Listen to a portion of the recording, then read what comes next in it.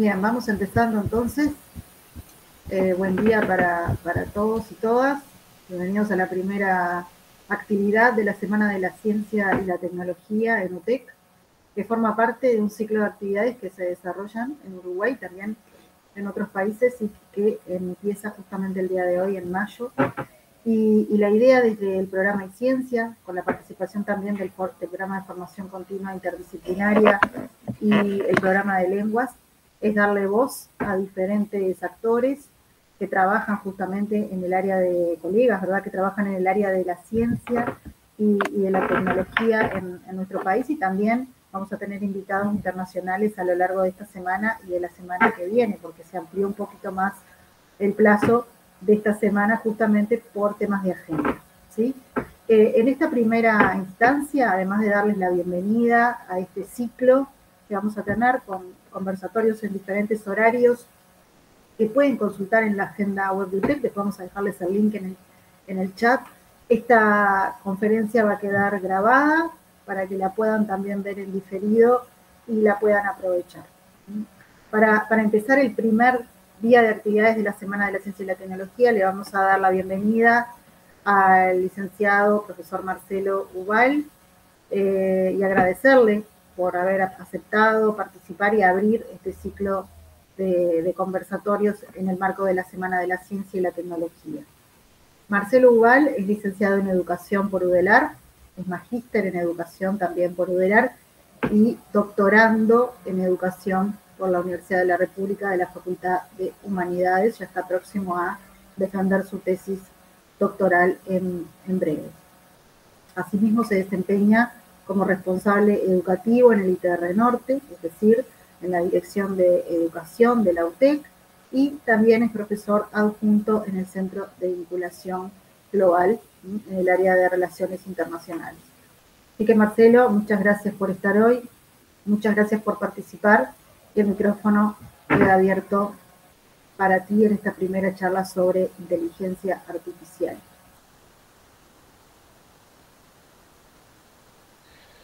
Bueno, muy bien, muchas gracias a todos y todas, en especial al equipo de Ciencias, a Melody por la invitación. Teníamos previsto un espacio más de interacción, pero bueno, por problemas técnicos no lo vamos a hacer en diferido. Sí. Después esta charla seguramente la van a ver. De cualquier manera, nos vamos a poner a disposición allí para todo lo que entiendan pertinente.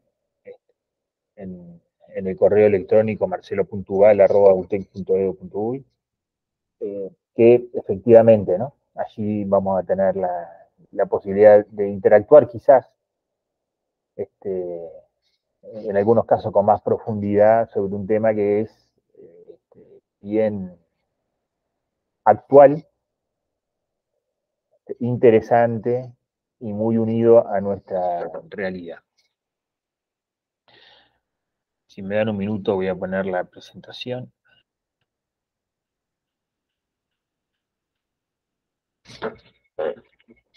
A ver si se logra ver ahí.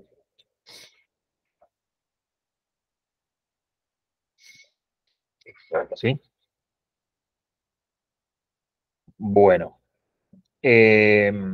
titulamos esta presentación con el título Ideas generativas en el aula, riesgos y potencialidades, lo cual lo hacemos en el marco de la Semana de la Ciencia y la Tecnología y una serie de actividades que estamos realizando en UTEC.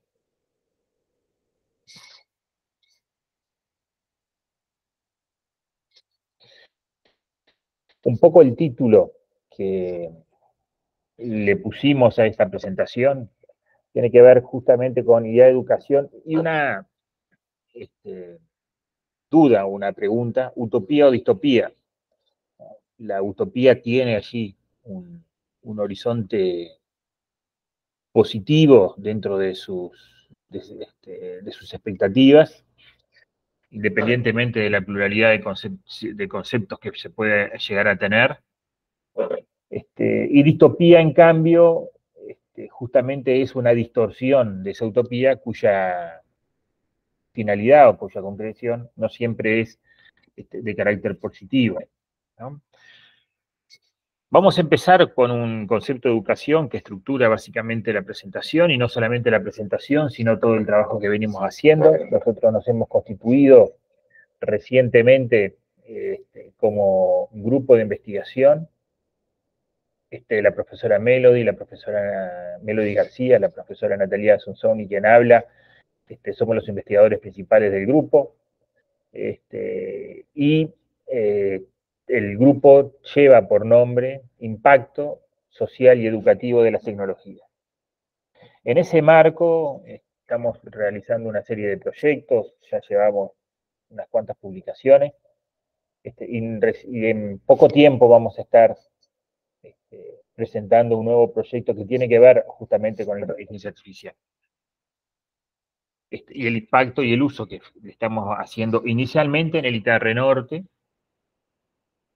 pero no solamente en el ITR Norte, sino principalmente aspiramos a que pueda ser una herramienta también que sirva para el resto de la institución.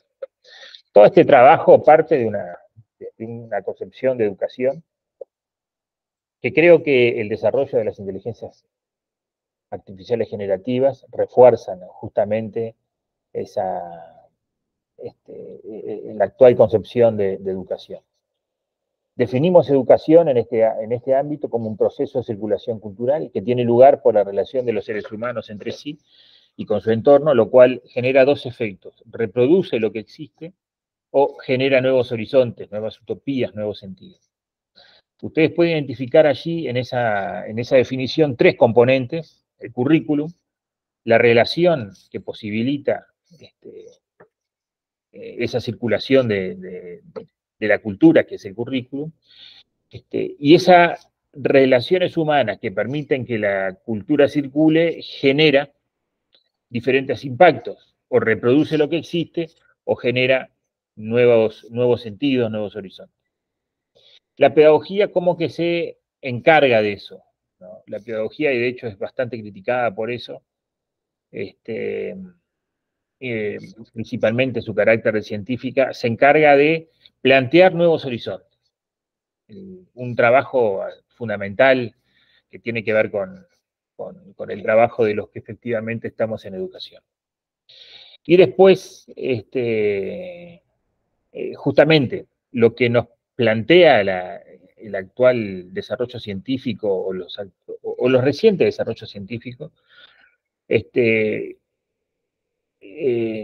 son los mismos componentes, pero nos ponen entre signos de interrogación el componente de la relación educativa y el componente del sentido, ¿no?, hacia el lugar a donde estamos caminando.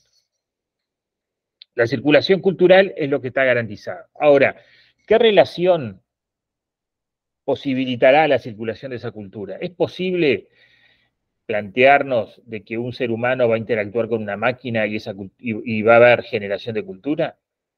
Y esa circulación de cultura que se da porque potencialmente con la interacción del ser humano con una máquina, ¿qué sentido, utopía o distopía contribuye a construir? Son preguntas que quedan abiertas allí, que tienen que ver con el cerno de lo educativo, y que para nosotros no es un tema menor responder. Es más, desde el punto de vista de la pedagogía, necesariamente los tenemos que responder. Porque como pueden estar viendo ustedes allí, que es un poco lo que queremos presentar con estos cuestionamientos, con este planteo, es que hay dos componentes de lo educativo que quedan allí entre signos de interrogación. ¿Cuál es el sentido? ¿Y qué relaciones efectivamente van a permitir o hacer posible, o son válidas para que la cultura, o sea, todo lo humano, efectivamente circule? Bien. Avanzando un poquitito más en todo esto, nos gustaría como que generar un marco y también una contextualización de la presentación actual, que tiene que ver con un eje del análisis que venimos haciendo.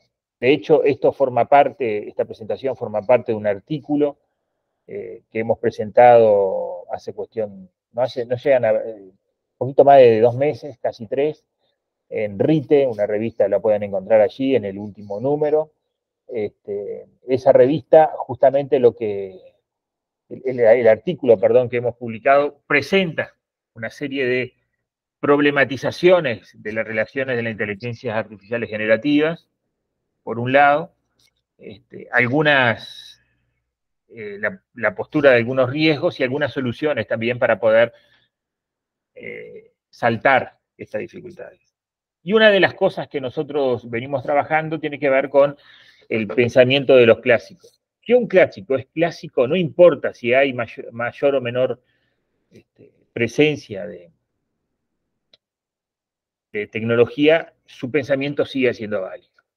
Entonces, hay dos conceptos que nosotros vamos a traer acá porque son en definitiva los que están interactuando con los riesgos de todo esto que tiene que ver con la inteligencia artificial. Uno de ellos, en concreto, bien en concreto, tiene que ver con la relación que existe entre el lenguaje y el pensamiento.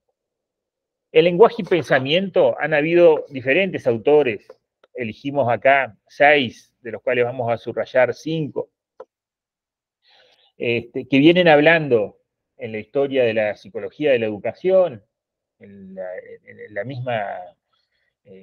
una misma labor lingüística, esta relación entre lenguaje y pensamiento. El primero de ellos, o los primeros a los que vamos a hacer alusión, es Piaget. Piaget, si bien no es un psicólogo de la educación, él es un epistemólogo, lo que él tiene como hipótesis es comprender la evolución o el desarrollo del pensamiento cognitivo, ¿no?, y del lenguaje de los seres humanos, nos puede llevar a plantear hipótesis explicativas de la relación entre el lenguaje y pensamiento y el desarrollo cognitivo también de los seres humanos a lo largo de la historia de la humanidad.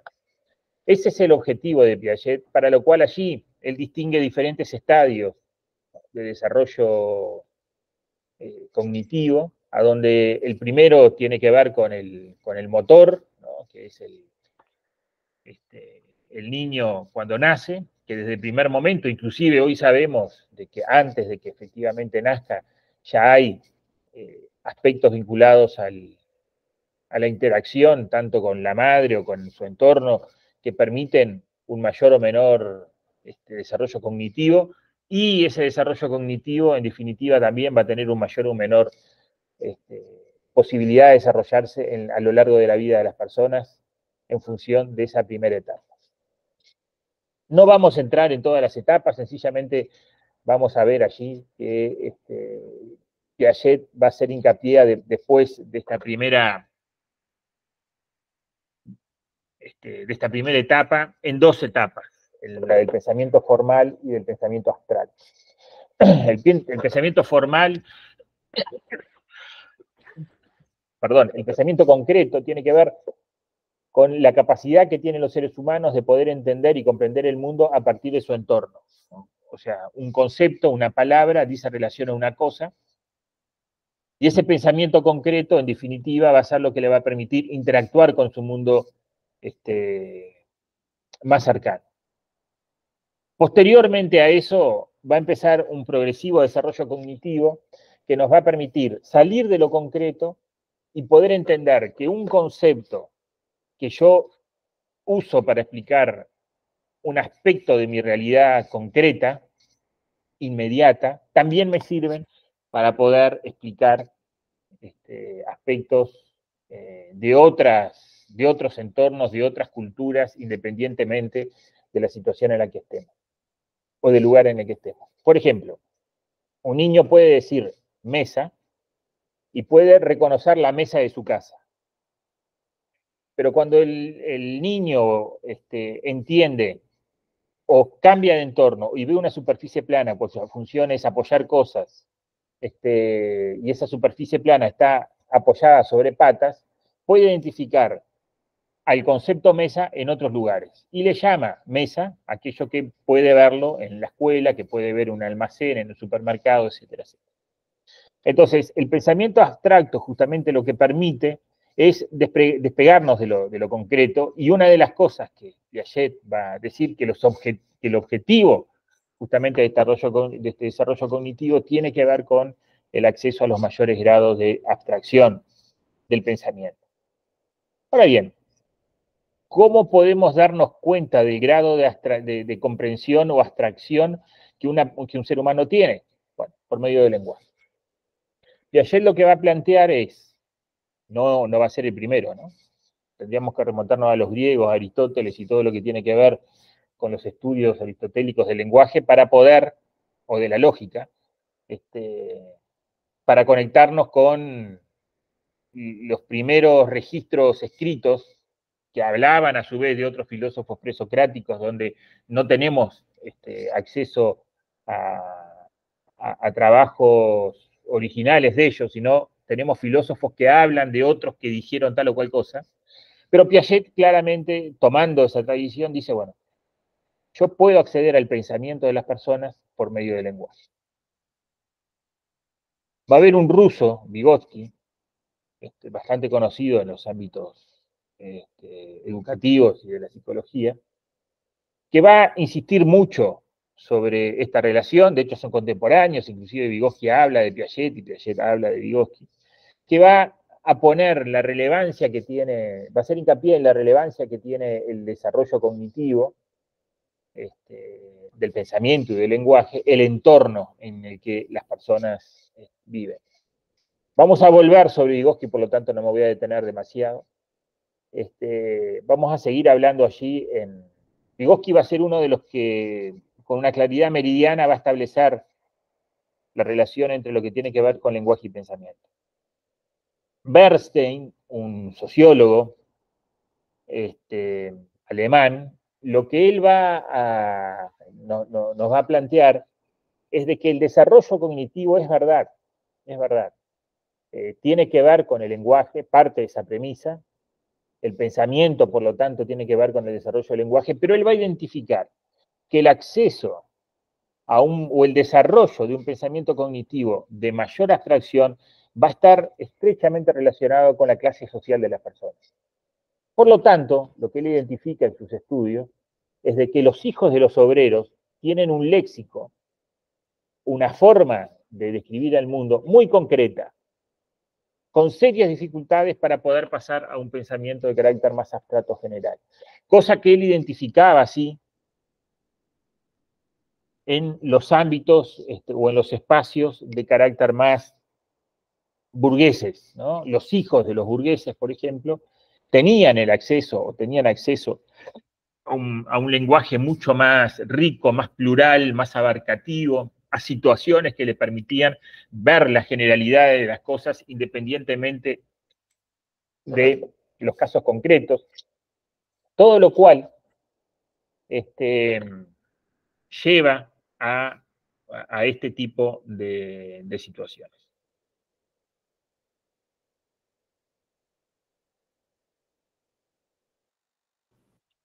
Bien. Wittgenstein, filósofo, lingüista, nos va a poner arriba de la mesa principalmente su segundo periodo, que es un periodo mucho más flexible, mucho más abierto, mucho más comprensivo de la realidad.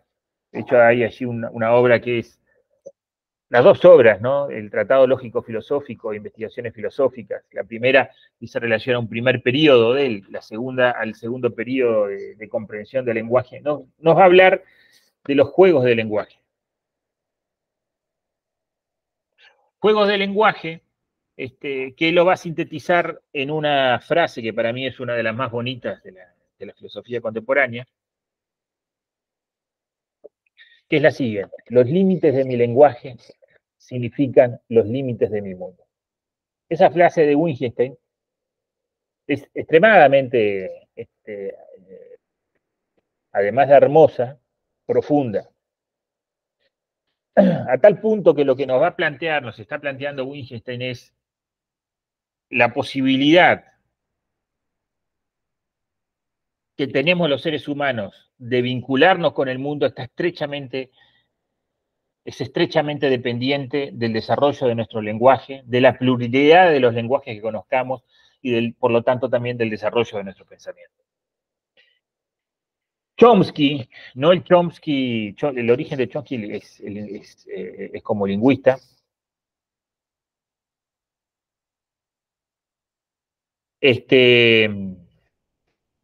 Chomsky lo que nos va a plantear en su origen, ¿no? en esta etapa más de filosofía política, es que nosotros tenemos, los seres humanos, como que algo innato, como que viene en el ADN la posibilidad de generar, de aprender el lenguaje, de comprender el mundo por medio del lenguaje y por lo tanto desarrollar nuestro pensamiento. Y Brunner nos trae la importancia para el pensamiento, para el desarrollo del pensamiento y del lenguaje, están estrechamente unidos para cualquier uno de estos pensadores, a todo lo que tiene que ver con la acción. O sea, no basta solamente con interactuar con el mundo, sino que cuanto más acción, más vínculo tengamos con nuestro entorno, más fácil y accesible se nos va a hacer el acceso al lenguaje y, por lo tanto, el desarrollo del lenguaje y del pensamiento. Más cerca en el tiempo, contemporáneos ambos, vamos a traer acá esta frase de Harari, que me parece que es muy sintética de lo que efectivamente nos está ocurriendo. Harari plantea que la inteligencia artificial ha adquirido algunas habilidades notables para manipular y generar lenguaje, ya sea con palabras, sonidos o imágenes. La inteligencia artificial ha pirateado el sistema operativo de nuestra civilización. El lenguaje es el material del que está hecho casi toda nuestra cultura. Los derechos humanos, por ejemplo, no están inscritos en nuestro ADN, más bien son artefactos culturales que creamos al contar historias y escribir leyes. Por poner dos ejemplos al final, pero allí está el centro, el meollo del tema de la inteligencia artificial, como que piratea nuestro sistema operativo. ¿Qué quiere decir eso? Que piratea nuestra capacidad de hacer lenguaje, que hasta ahora era una capacidad humana. Ahora aparece allí como presente en lo que tiene que ver con la inteligencia artificial generativa. El profesor Nicolelis, brasilero, neurocientista de los más relevantes del mundo, no coincide exactamente con Harari en la definición, porque dice que, bueno, esta inteligencia ni es inteligente, ni es artificial, por lo tanto, allí no hay pensamiento, no hay creatividad, pero pone como riesgo el hecho de que aceptemos esta premisa de Harari y que eso nos lleve a entender como verdaderas y válidas únicamente las premisas que nos plantean este tipo de tecnologías, justamente poniendo en jaque la creatividad de los seres humanos. Por lo tanto, y acá hay un tema sumamente relevante, y decíamos que íbamos a volver a Vygotsky, a esta frase. El pensamiento no se expresa simplemente en palabras, sino que existe a través de ellas. No hay pensamiento desunido del lenguaje. No hay pensamiento desacoplado de las palabras. Pensamiento y lenguaje son un único movimiento armónico. Por lo tanto, estas inteligencias, estas tecnologías emergentes, en este caso la inteligencia artificial generativa, tienen un diferencial esencial al resto de las tecnologías. Se especializan en el diálogo y búsqueda de soluciones a partir del procesamiento del lenguaje natural. Esto es la primera vez que ocurre en la historia de la humanidad. Inclusive tienen la capacidad de traducir todos los lenguajes al lenguaje natural. Esto es otra cosa extremadamente novedosa en la cultura y en la historia de nuestra civilización. Y estos dos elementos son diferenciales tecnológicos superlativos de esta tecnología. No estamos hablando de la misma tecnología que Google, no estamos hablando de la misma tecnología de la rueda, no estamos hablando de la misma tecnología de la imprenta o inclusive del lenguaje.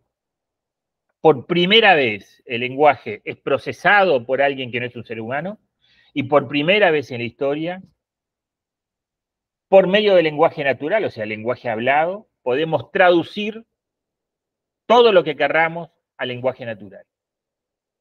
Ya no tengo que ser un artista para hacer un cuadro con ciertas indicaciones.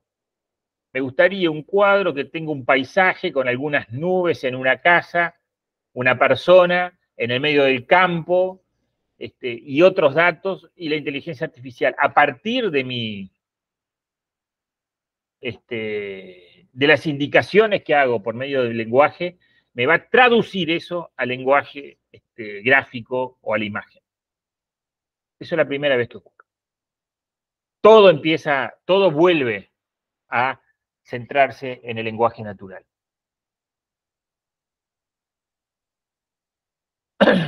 Bien,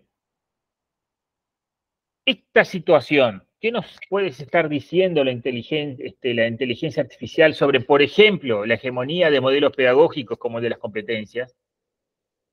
Traigo el tema de las competencias porque es una corriente pedagógica bien actual. UTEC ha priorizado como única pedagogía la pedagogía de las competencias, lo que considero que es un error, no por la pedagogía de las competencias, sino por no dejar abierta la puerta a otras concepciones educativas, pedagógicas.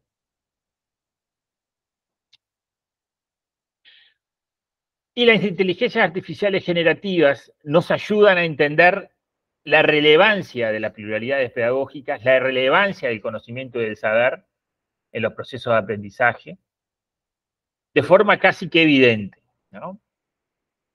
¿Qué plantea la pedagogía de las competencias? La centralidad de lo transversal, el trabajo en equipo, el pensamiento crítico, no sé, podemos seguir enumerando allí una serie de aspectos, creatividad,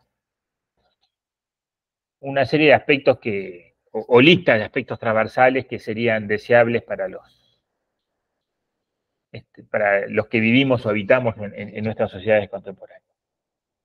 ¿Cuál ha sido el movimiento sistemático de la pedagogía de las competencias? Ningunear, entre comillas, ¿no? Todo lo que tiene que ver con el saber o el conocimiento.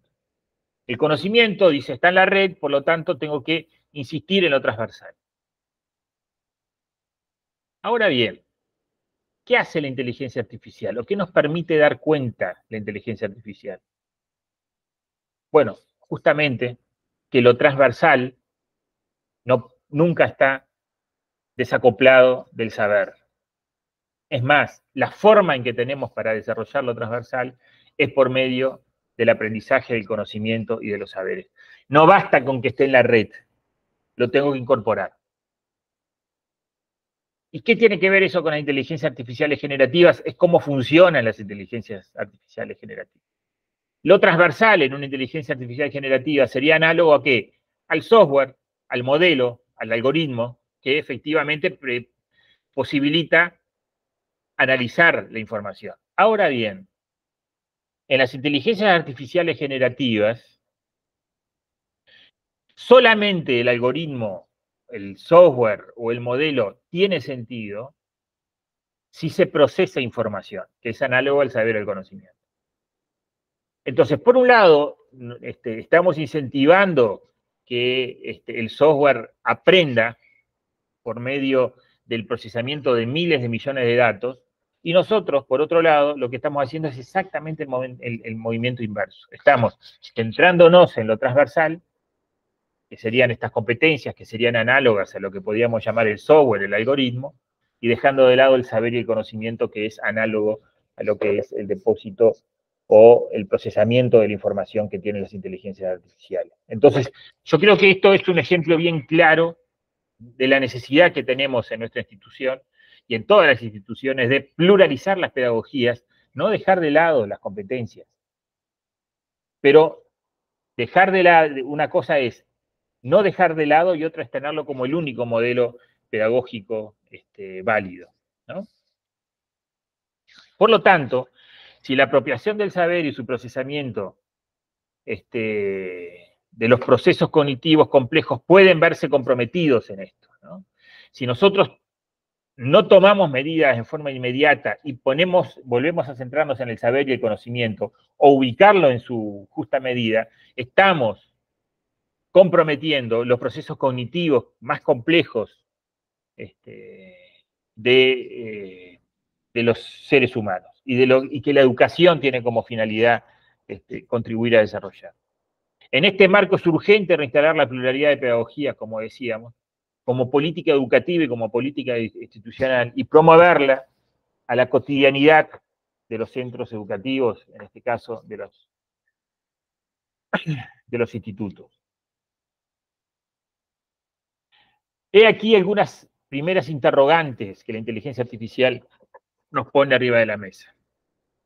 ¿A qué estamos renunciando cuando dejamos legado el saber y ponemos en el centro, por ejemplo, aspectos transversales como las competencias? ¿Qué ocurriría si los modelos de inteligencia artificial no contaran con los datos o información para procesar y aprender? Si el procesamiento de datos y de información es relevante para la inteligencia artificial, además de ser la clave para que estos modelos aprendan, ¿por qué el saber, que es el lenguaje estructurado con un alto grado de racionalidad, dejaría de serlo para los seres humanos? Lo que nosotros básicamente queremos plantear en esta primera parte de la presentación es justamente estas preguntas, estos riesgos, y poner allí algunos puntos para poder pensar en forma colectiva, no solamente a la interna de este seminario o de esta charla, sino también a la interna de nuestros equipos y de nuestra institución. Vamos a profundizar ahora en posibles consecuencias del uso acrítico de una inteligencia artificial generativa. Y ya vamos adelantando el final.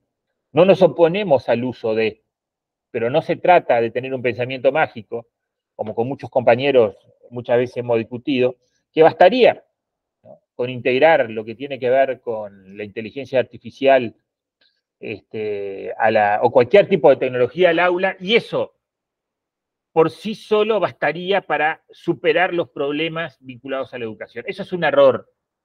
Es un error inclusive que lo hemos discutido varias veces con los compañeros del Centro de Transformación Digital de UTEC, porque en cierta medida hay una especie de pensamiento mágico por atrás de eso. Nunca en la historia ocurrió de esa manera, y acá no va a ser la excepción. Al contrario, si tomamos esa postura de pensamiento mágico, corremos el riesgo de construir no una utopía, sino una distopía. Para eso vamos a tomar como punto de partida lo que se llama el triángulo didáctico de Hausegger. El profesor Hausegger plantea allí, en una forma muy sintética, no abarcativa del todo, pero creo a los efectos de lo que nos estamos trabajando hoy, 3 actores y diferentes procesos. Los actores son el docente, que cuando se vincula con el saber, produce lo que es la enseñanza, y el saber, cuando se vincula con el estudiante, genera el aprendizaje. El vínculo entre el docente y el estudiante, mediado por el saber, es lo que permite el proceso formativo propiamente dicho. Vamos a hacer 2 ejercicios. El primero de ellos es eliminar de todo el ámbito de la tría didáctica o de los componentes didácticos de un hecho educativo al estudiante. ¿Cómo lo hacemos? Muy sencillo. Un docente tiene que enseñar la célula y le pide a sus estudiantes que traigan una síntesis, el concepto y las principales características de la célula. Por poner un ejemplo, podría ser cualquiera. El estudiante pone en el chat, en cualquier una de las inteligencias artificiales generativas, un enunciado que es: necesito una definición de célula y sus principales características. El chat le da la respuesta, el estudiante copia eso, lo pone en una hoja, o lo copia inclusive a mano, aunque podría haber una diferencia entre eso, y se lo entrega al profesor. En ese caso, el profesor con quien está hablando es con la tecnología, y el estudiante queda invisibilizado en esa relación educativa. Por lo tanto, más que nunca, el aula es un lugar privilegiado para que los procesos de aprendizaje tengan lugar y se den. Porque hoy por hoy no tenemos la garantía que los estudiantes y las estudiantes vayan a usar este tipo de tecnología en forma no correcta, sencillamente copiando y pegando sin generar ningún esfuerzo. ¿De qué? De comprensión, de lectura, de síntesis, de resumen y de explicación de lo que estudió. Porque ese movimiento tan sencillo de ponernos a estudiar, comprender, leer, o leer, comprender, sintetizar y expresar a otros compañeros lo que entiendo, que es un ejercicio sumamente positivo en una cantidad de cosas, más allá de que es criticado muchas veces como recursos tradicionales, es lo que te permite interactuar con el medio, interactuar con el lenguaje y desarrollar tu pensamiento y tu cognición. Sin eso, no hay posibilidad de desarrollo. Vamos a dar un paso más y vamos a pensar ahora en eliminar al docente de este escenario. ¿Cómo lo podemos hacer? Muy sencillo, muy sencillo. Lo que hacemos es poner al estudiante en contacto con el saber mediado por una tecnología. En realidad lo que hay acá no es un triángulo, acá hay una línea recta, que es la siguiente. Hay un saber, hay una tecnología emergente que produce la mediación y un estudiante que se apropia de ese conocimiento. Vamos a volver ahora sobre estos puntos. Ahora bien, ¿hay algún tipo de propuesta, en fin, de que nos diga, bueno, Marcelo, esto que vos estás proponiendo es demasiado distópico, diríamos? No, está mucho más cerca de lo que pensamos. Voy a traer la cita de ahora de hace un par de años, no llega a dar ni 2 años. Claudio Rama, que es uno de los propulsores de la Universidad Virtual del Uruguay, del proyecto de ley, también promovido allí, encabezado por el Partido Colorado y el diputado Schipani. Es algo bien concreto, me pongo en estos términos porque es algo que hasta hace un par de meses lo estamos escuchando, y puede ser de que aparezca en el escenario de vuelta. Claudio Rama dice lo siguiente: creo que va a quedar atrás el docente, vamos a ir avanzando, y miren esto, a la automatización educativa. En realidad, Rama lo que nos está planteando en este contexto es justamente una especie de modelo de Netflix, que esta semana nos encontramos con un avance muy significativo, ¿no? Ahora tenemos una herramienta dentro del chat GPT, y de hecho en la demo que hicieron, era un padre allí, no cualquier padre, ¿no? Uno de los empresarios educativos más importantes del planeta, con su hijo, tratando de resolver una ecuación, que es tremenda herramienta para los procesos de personalización. Pero, mal usado puede significar el fin, como mucha gente lo está defendiendo también hoy por hoy con mucha fuerza en las redes y más después de la aparición de este tipo de herramientas, el fin de la escuela y la promoción, por ejemplo, de que mis hijos estudien en mi casa. Entonces, este tipo de tecnologías, de vuelta, utopía o distopía, si bien son tremenda herramienta, también son una amenaza para aspectos sustanciales de la vida social y cultural que necesitamos.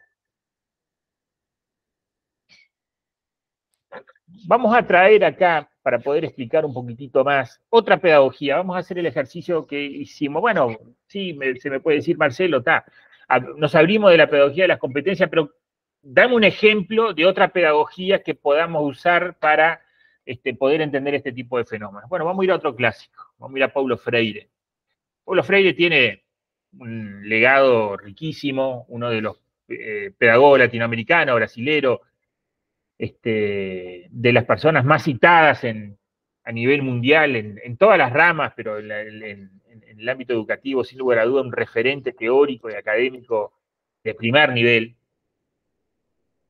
Escribe, su obra tiene 2 ejes: pedagogía del oprimido, escrita allá a mediados del siglo pasado, ¿no? El siglo XX, y una más al final del siglo XX, ya por los 90, 1990, que se llama Pedagogía de la Esperanza, un reencuentro con la pedagogía del oprimido, así se llama. Básicamente, Freire lo que dice es, debemos trascender el modelo tradicional, identifica el modelo tradicional con un modelo que concibe al ser humano, al estudiante, que él lo llama discente, como un depósito de conocimiento. Dice, mientras nosotros concibamos al ser humano como un depósito de conocimiento y la educación establezca que hay uno que sabe, otro que no sabe, y la función del que sabe, el docente, es depositar conocimiento en el discente, nunca vamos a tener la posibilidad de construir efectivamente una formación o un ámbito educativo verdaderamente crítico.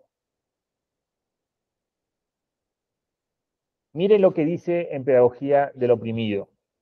Son citas literales. El problema radica en que pensar auténticamente es peligroso.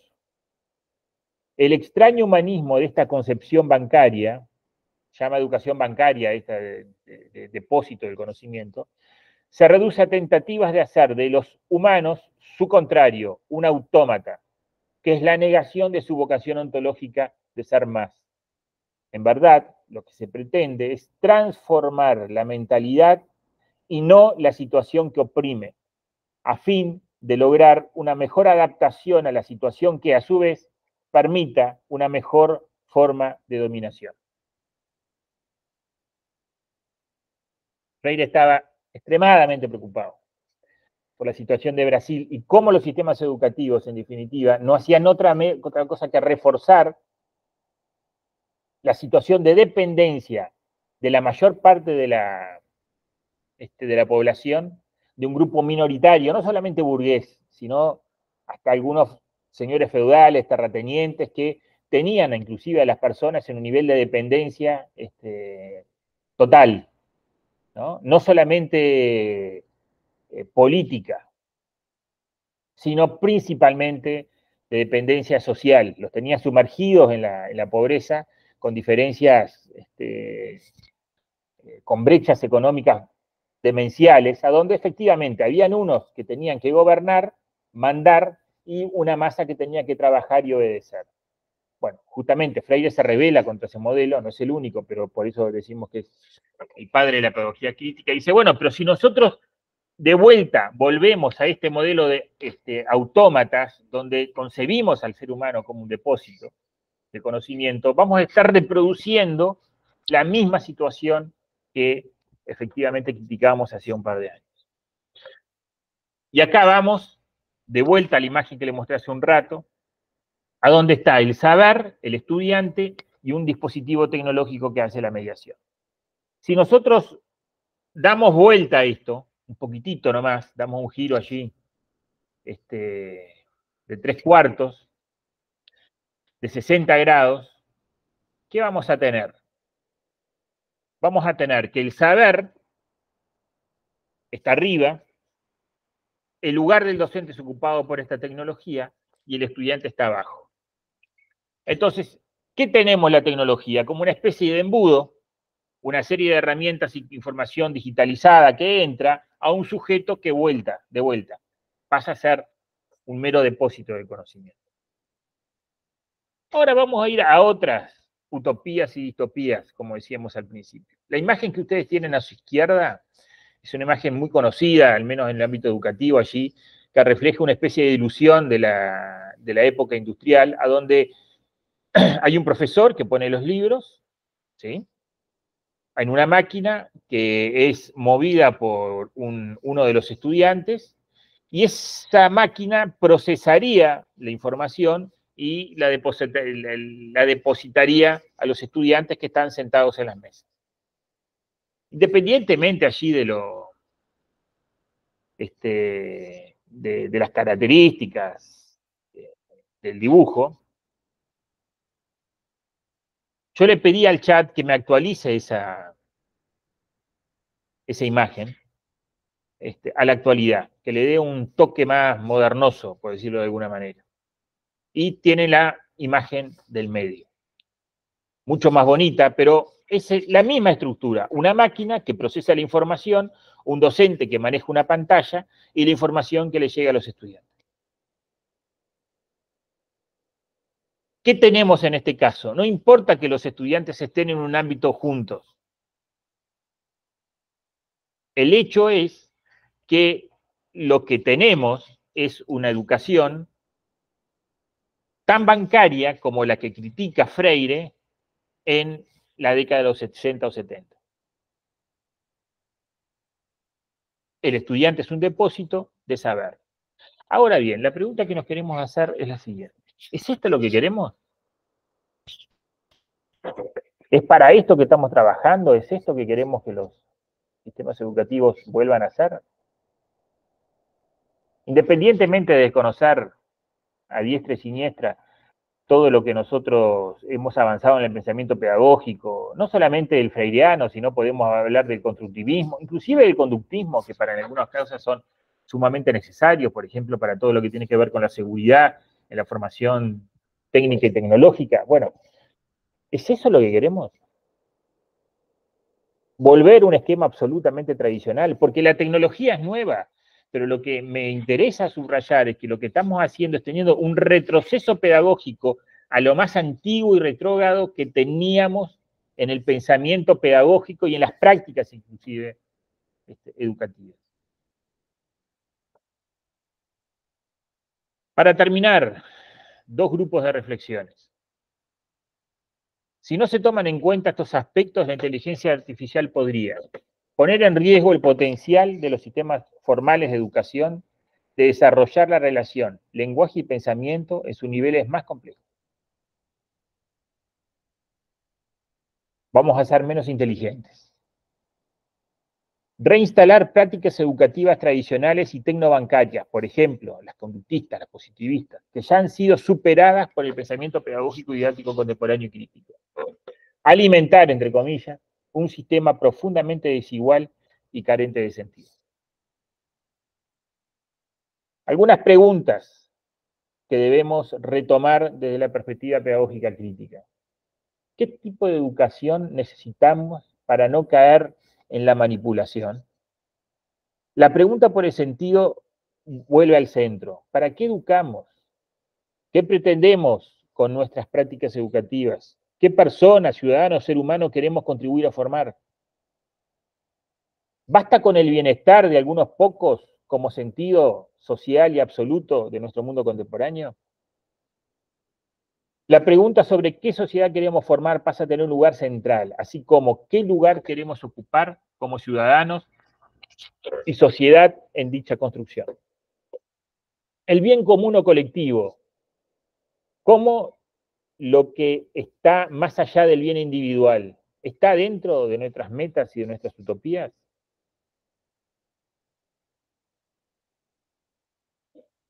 Ahora bien,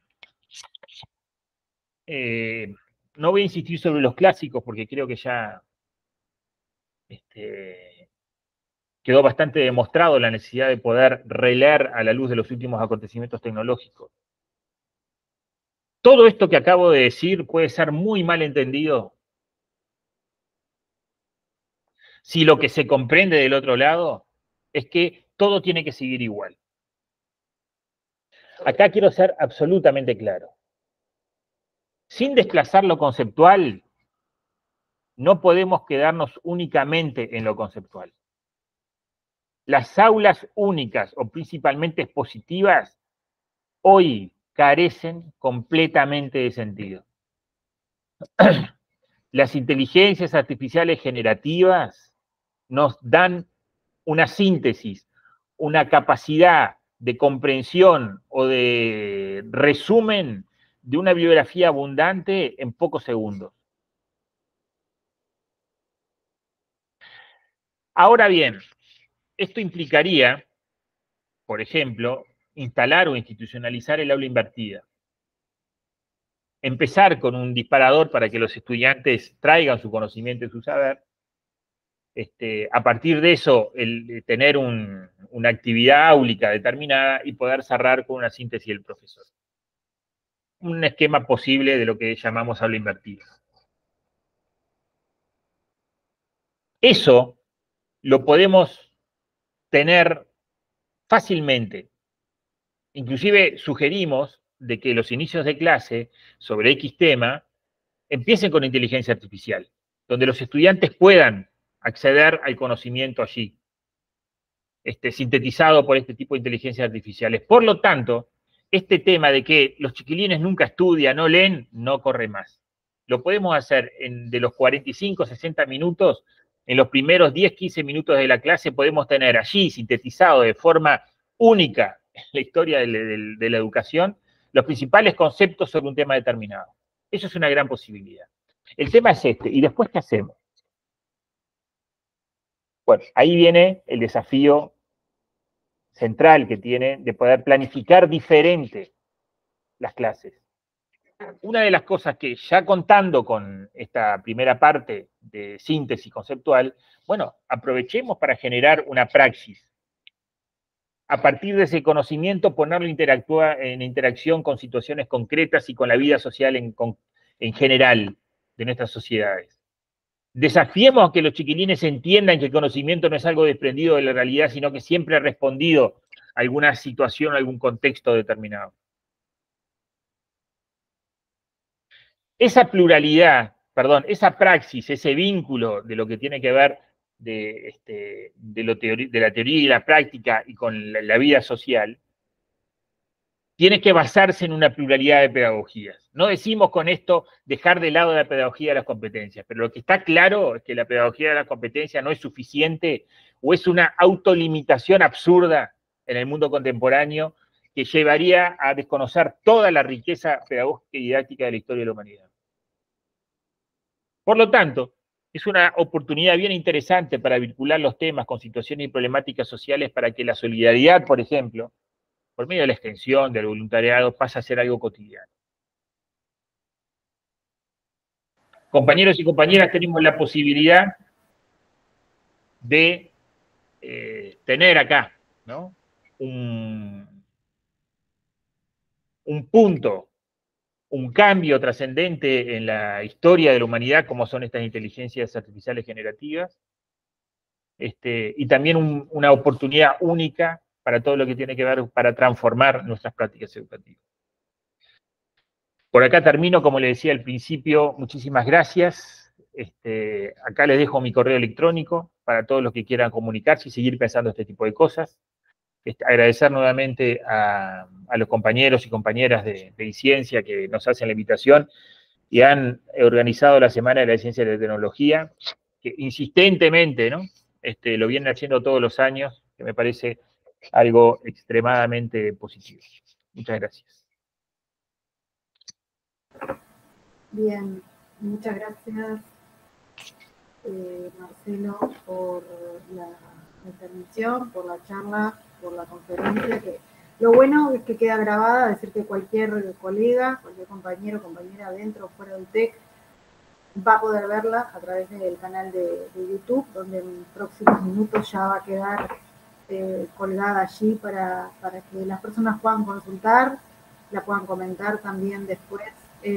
Muchas gracias también a los compañeros de comunicación, a Patricia Bengochea, a Michael Bass, también, que ha estado de la parte también de informática, que ha estado apoyándonos esta mañana. Tuvimos algunos inconvenientes técnicos, pero lo solucionamos rápidamente para no dejar la charla sin efecto y porque además nos parece un tema actual, nos parece un tema importante, que está muy bueno que quede grabado para consulta, porque además hemos publicado hace unos meses, en noviembre, con el licenciado Ubal, con los compañeros también responsables y coordinadores educativos, Santiago Martínez y Pablo Tambasco, un artículo sobre inteligencia artificial, riesgos y potencialidades en el aula, en la revista RITE, que es el artículo que ha tenido hasta ahora más descargas en la historia de esa publicación de la revista interuniversitaria de investigación en educación y tecnología, que después podemos seguir compartiendo con ustedes para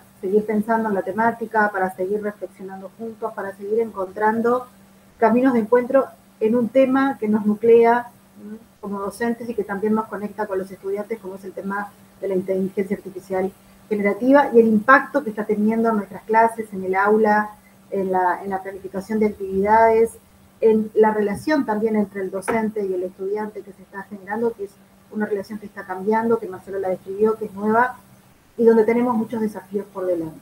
¿tá? Así que las charlas continúan en el día de hoy. Muchas gracias nuevamente, Marcelo, por haber estado, muy amable, muy claro, muy concreto y la verdad que muy interesante. A las 2 de la tarde seguimos con una charla sobre recursos educativos abiertos con la profesora Natalia Asunción del PRIA. Vamos a continuar la tarde trabajando, vamos a ver si podemos seguir a través de Zoom, si no vamos a buscar formas de interconectarnos. Y esta semana y la que viene, recuerden que continúan las actividades de la Semana de la Ciencia y la Tecnología con ciclos de conversatorios, con ciclos de paneles de expertos, donde también ustedes van a poder dejar en el chat del canal de YouTube sus preguntas. Esperamos poder hacerlas en vivo y solucionar los inconvenientes técnicos. Muchas gracias nuevamente a los compañeros del ITR Norte por conectar la videollamada y solucionar en forma paliativa para no perdernos esta instancia. Nos dejamos por acá entonces. Muchas gracias. Que tengan buen día.